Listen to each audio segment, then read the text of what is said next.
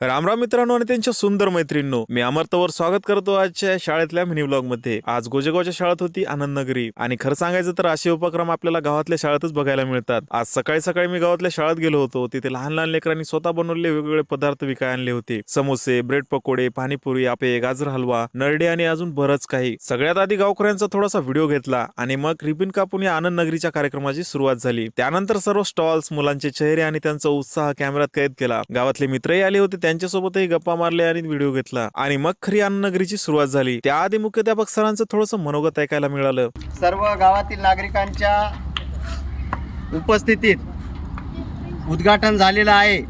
तरी मी अध्यक्षांच्या वतीनं व सर्व गावकऱ्यांच्या वतीनं असं घोषित करतो की आता सर्वांनी विद्यार्थ्यांनी बनवून आणलेल्या पदार्थाची पैसे देऊन चव घ्यायला हरकत नाही। शाळेत असा आनंद नगरीचा कार्यक्रम विद्यार्थ्यांमध्ये व्यावसायिक ज्ञान, नफा तोटा, व्यवहार कसा करायचा आणि संवाद कौशल्य वाढवण्यासाठी घेतला जातो। यामुळे मुलांचा आत्मविश्वासही जबरदस्त वाढतो। खाण्याच्या बाबतीत सांगायचं तर सगळ्यात आधी मूगवडा खाल्ला, एकदम नंबर 1। मग ट्राय केली इडली, ती पण मस्त होती। त्यानंतर आलू बोंडा खाल्ला आणि आलू बोंडे तर एकच नंबर लागू लागले। समोसा देखील छानच होता। ओव्हरऑल पाहायला गेलं तर सर्व विद्यार्थ्यांनी खूप छान तयारी केली होती आणि सर्व पदार्थ एक नंबर होते आणि हा संपूर्ण कार्यक्रम बघून मनापासून खूप छान वाटलं। कार्यक्रम संपल्यानंतर सर्व विद्यार्थ्यांनी स्वतः साफसफाई केली आणि अशा सुंदर पद्धतीने हा आनंद नगरीचा उपक्रम पार पडला। तुम्हाला हा मिनी व्लॉग आवडला असेल तर कमेंट मध्ये एक हट नक्की टाका आणि हा व्लॉग कसा वाटला ते सुद्धा सांगा। भेटूया पुढच्या व्लॉग मध्ये, तोपर्यंत नमस्कार।